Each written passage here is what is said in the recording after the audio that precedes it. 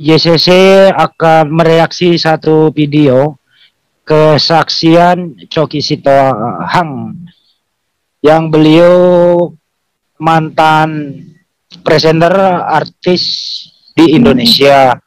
Beliau pernah mengalami sakit, terus kemudian mengadakan kesaksian di salah satu room StreamYard. Ada beberapa teman-teman Muslim masuk bertanya, tapi nggak diberi kesempatan untuk menjangka, kemudian di-kick satu persatu. Bagaimana kisah selanjutnya? Kita saksikan dulu videonya yang diantarkan langsung oleh Bro Reski. Monggo.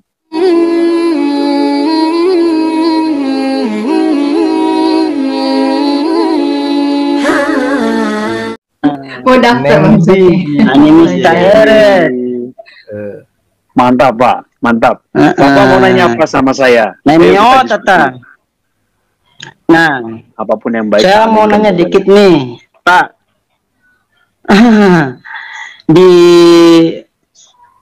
Saya mau nanya dikit tentang di kitab Perjanjian Lama situ, pada Ulangan pasal 32 ayat yang ke-8 di situ. Oke. Dalam teks aslinya di situ dikatakan Bihankhel Elyon Al-Goyim Bihafrido Bini Adam Yasab. Bolehkah dialihkan ke bahasa Indonesia Pak Lentera? Karena kalau sudah masuk bahasa yang bahasa Indonesia, saya cuma bacakan teks originalnya doang kok. Saya cuma bacakan teks originalnya doang. Saya perlu ingatkan Pak Lentera bahwa pertanyaan yang Bapak ajukan harus ada kaitannya dengan kesaksian saya tadi, karena saya diundang sebagai pesaksi di sini, Pak.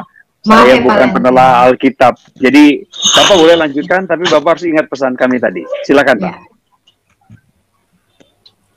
Oh, saya pengen tanya-tanya gitu tentang isi Alkitab nih. Harus sesuai dengan kesaksian saya, karena saya diundang ke sini sebagai pesaksi, Pak.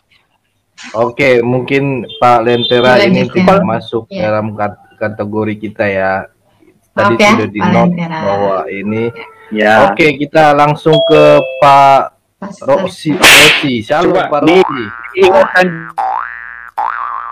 Ya, kira-kira seperti itu tadi. Itu yang pertama dari Sueb ya. Sueb menanyakan sebuah teks di dalam salah satu kitab, dalam kitab Ulangan, secara original teksnya. Tadinya Sueb ini mau membandingkan antara mana yang betul, teks Mesyarah atau teks Septuaginta, karena ada perbedaan di situ. Cuma langsung di-kick oleh admin. Kira-kira seperti itu kronologinya. Baik, Pak Reski, jadi adik Sueb tadi itu berbicara original teks. Ternyata semua yang ada di dalam room itu tidak mengerti original teks Bible-nya mereka. Mereka hanya umat terjemahan dan minta di-Indonesiakan. Nah, itulah mereka kalau korban terjemahan saja. Bagaimana komentar-komentar para suhu-suhu kita yang ada di sini? Di dalam room ini, sahabat-sahabat Muslim semua yang ada di Menara Siar, Julfikar Official, Andi Slebes, dan Zulkifli Abbas, Salam Akal Sehat, Denopa, dan lain-lain. Bagaimana komentar suhu-suhu kita di sini? Kenapa sih Kristen itu hanya berdasarkan atau terpaku sama terjemahan saja, pada original teksnya itu banyak sekali bertentangan dengan terjemahan? Kesempatan pertama kepada yang terhormat, ke Amir dulu, silakan Amir. Baik, terima kasih. Kalau kita lihat kronologi tadi ya, ada sebuah kesaksian saudara kita si Choky ya, yang sakit terus bla bla dan sebagainya. Ini kalau kesaksian itu tidak dipertanyakan, berarti itu kesaksiannya akan meragukan.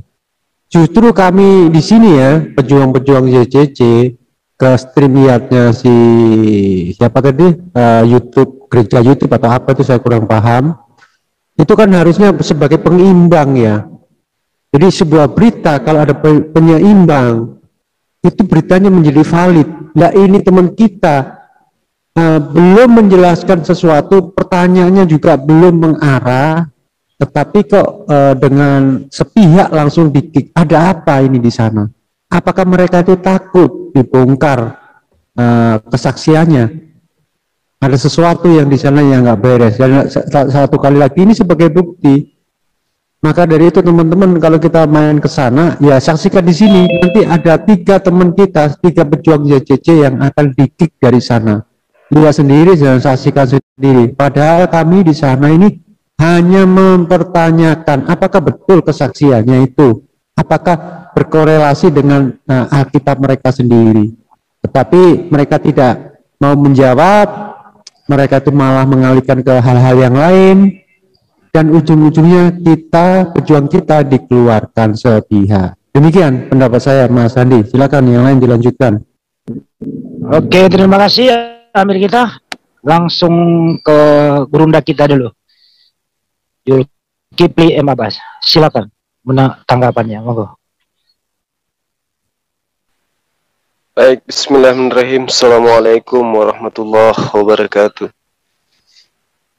Jadi saya sederhana aja sih lihat dari apa yang dipertontonkan oleh mereka ini yang sok-sokan, sok jago, sok hebat, sok anak Tuhan. Pokoknya dialah yang paling benar di atas muka bumi ini gitu ya.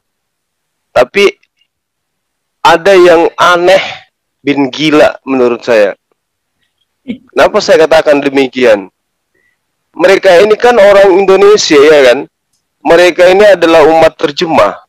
Bagaimana kemudian mereka bisa mengetahui bahwa yang mereka imani itu adalah sebuah kebenaran, sementara mereka nggak ngerti, nggak tahu apa original teks dari kitab mereka gitu loh. Kan lucu. Seorang Muslim ditanyai tentang Al-Quran dengan dibacakan original teks Al-Quran, nggak mau. Ini apa namanya ini? Ajaran apa ini? Ini ajaran gila kalau boleh saya bilang. Ya, itu yang pertama. Yang kedua, kebenaran itu ada yang disebut dengan kebenaran hakiki. Kebenaran hakiki itu apa? Kalau kita berbicara mengenai kitab suci, ya kudu wajib punya rasa gitu loh, punya rasa cinta terhadap kitab sucinya. Ini tidak. Kalau mereka cinta kepada Yesus, mereka cinta kepada para nabi, sejatinya mereka kudu wajib mengetahui ori teks daripada kitab mereka. Ini tidak, malah dibacakan si penanya menggunakan bahasa original teksnya, malah alergi. Artinya mereka ini hanya ingin saling membodohi satu sama yang lain gitu loh. Orang-orang yang putus asa, orang-orang yang kecewa di situ yang tadi tuh. Orang yang putus asa tentang kebenaran Tuhan. Mereka mengaku mereka tidak berdaya tentang kebenaran itu. Sehingga apa? Mereka saling nipu dengan terjemahan itu sendiri. Ya sederhananya segini gitu. Saya hidup di tahun 2021 menceritakan tentang kejadian yang ada 3 abad sebelum Masehi. Coba. Jangan 3 abad sebelum Masehi deh. Abad pertama. Bagaimana kemudian kita ini bisa mengetahui sisi kebenaran yang diceritakan lembaga Alkitab Indonesia sekarang kalau tidak tahu ori teksnya itu seperti apa? Apakah berkesesuaian dengan kitab terjemah yang ada sekarang? Oh, kok kitab? Dengan buku terjemah yang sekarang kita jadikan sebagai acuan. Apakah sesuai dengan itu? Kalaupun sudah sesuai, berarti endingnya bahasa Yunani. Nah, apakah Yesus kemudian mengajarkan tentang konsep kitab Torah kepada Bani Israel, muridnya, pengikutnya, dengan menggunakan bahasa Yunani? Sudah pasti tidak. Berarti kalaupun hari ini orang Kristen punya kitab Yunani, itu hanya terjemahan dari pengajaran Yesus. Kalaupun mereka punya kitab terjemahan, berarti itu bukan pembicaraan dari mulut Yesus langsung, melainkan kesaksian mereka tentang peristiwa-peristiwa yang terjadi antara Yesus dengan muridnya, antara Yesus dengan ajarannya, antara Yesus dengan firman yang diterima dari Tuhannya. Jadi kebenaran apa yang mereka ingin pertontonkan? Saya tadi melihatnya pingin muntah. Mereka mengaku Tuhan, apa katanya bahasanya tadi itu? Kita bertumbuh, emang pohon, bunga loh. Kita bertumbuh dalam iman. Apaan? Ini bahasa-bahasa penipu semua tuh, bahasa tipuan semua yang mereka gunakan tuh. Bagaimana kemudian seorang Islam, ya, seorang Muslim mengatakan Rasulullah Muhammad SAW pernah bersabda. Bagaimana cara Anda bisa mengetahui kalau beliau pernah bersabda? Melalui hadits. Bagaimana Anda bisa mengetahui hadits itu sahih atau tidak? Pelajari sanadnya, pelajari matanya, bagaimana perawihnya. Lalu kemudian apa korelasinya dengan kitab suci Al-Quran? Kalau berkesesuaian, itu berarti valid. Ini baru kebenaran absolut. Nah, ini tidak. Dari mana lembaga Alkitab Indonesia memberikan bumbu-bumbu tulisan Indonesia dalam buku terjemah milik Anda? Dari mana? Oh, itu terjemahan dari bahasa Yunani. Dari mana Anda tahu? Apa data akuratnya? Kapan terjadinya kodifikasi kitab Anda? Nggak ada. Jadi yang mereka jajakan itu cuma pesan iblis. Menjadikan anak manusia sebagai anak Tuhan. Ya, sangat lucu kelihatannya orang-orang ini, ya. Orang udah masuk nanyain, bersaksi gitu ya. Memberikan sebuah kesaksian. Orang ketika bersaksi, orang nggak mungkin begitu mendengarkan kesaksian lantas percaya. Tidak. Oh, Yesus begini, Yesus begini. Kata siapa? Oh, ada di dalam kitab Lukas. Oke, Lukas terima dari mana? Dari murid-murid yang lain. Murid-murid siapa? Muridnya yang itu loh, yang mana? Itu loh yang anaknya Nikodemus. Iya, yang mana anak Nikodemus? Oh, Yohanes, apa kata kesaksiannya? Oh, Yohanes mengatakan begini, apa pembuktian kesaksian itu benar dari Yesus? Oh, Yesus juga, siapa yang menyaksikan Yesus berkata seperti itu? Muridnya, iya, yang lain siapa? Selain dia siapa lagi? Sama ketika kita berbicara hadits. Apakah hadits itu pernah diriwayatkan oleh perawi yang lain? Apakah sanadnya berkesuaian dengan sanad dari hadits yang sesuai dengan narasi yang dibangun dalam hadis tersebut? Itu baru kebenaran. Lalu kalau cuma dikatakan berfirmanlah Tuhan, itu perjanjian lama. Masih mending ada kata berfirmanlah Tuhan. Di perjanjian baru, ya, di perjanjian baru, mulai dari Yohanes sampai kitab Wahyu, tidak ada cerita berfirmanlah Tuhan. Tidak ada itu.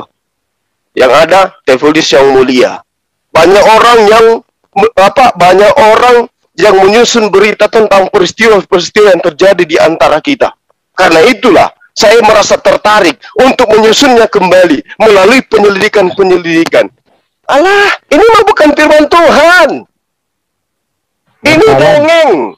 Ini cerita buku Tatang Sutarma yang kemudian dianggap sebagai kitab suci. Makanya ketika ada orang yang paham tentang original teks, baik bahasa Ibrani maupun bahasa Yunani, mereka kalang kabut. Mereka ketakutan.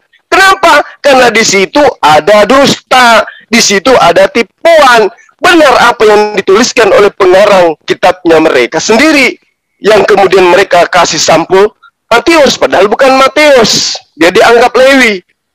Di Matius 23 ayat 15. Ya, engkau menyeberangi lautan, engkau menjelajahi daratan untuk mentobatkan satu orang. Lalu orang yang bertobat itu kau sesatkan, dan mereka 2 kali lebih sesat daripada engkau. Makanya sekarang coba kita lihat. Kalau Paulus mah jujur-jujur saja. Aku ini ada pendusta, aku ini penipu, aku menjerat kau tipu daya. Ini yang ditipu, yang dijerat, yang dikenai dusta, masih juga memperbodoh diri. Itu makanya dikatakan orang-orang ini yang menjajakan Tuhan berupa manusia ini 2 kali lebih jahat. Makanya sering saya katakan, di forum manapun saya katakan, bahwa, mohon maaf, saya harus bilang, Kristen itu adalah perpanjangan tangan iblis. Catat itu baik-baik. Mereka ini adalah perpanjangan tangan iblis. Iblis sudah pensiun mengajarkan manusia untuk menyembah kepada manusia. Sekarang sudah dilanjutkan tongkat estafet pengajaran itu, penyesatan itu. Iblis mengajarkan bagaimana politeisme, bagaimana Hellenisme Stoa, bagaimana kemudian ajaran-ajaran lain, mengajarkan manusia menyembah kepada api, kepada batu, kepada pohon, kepada dewa-dewa, dan seterusnya. Mereka sudah pensiun. Sudah ada yang menggantikan mereka. Yang itu dia yang berkesaksian ini. Padahal kalau mereka itu sadar, menggunakan otak, menggunakan akal, menggunakan isi kepala, udah pesannya Yesus sudah ada di kitab mereka. mereka imani kitab mereka adalah firman Tuhan.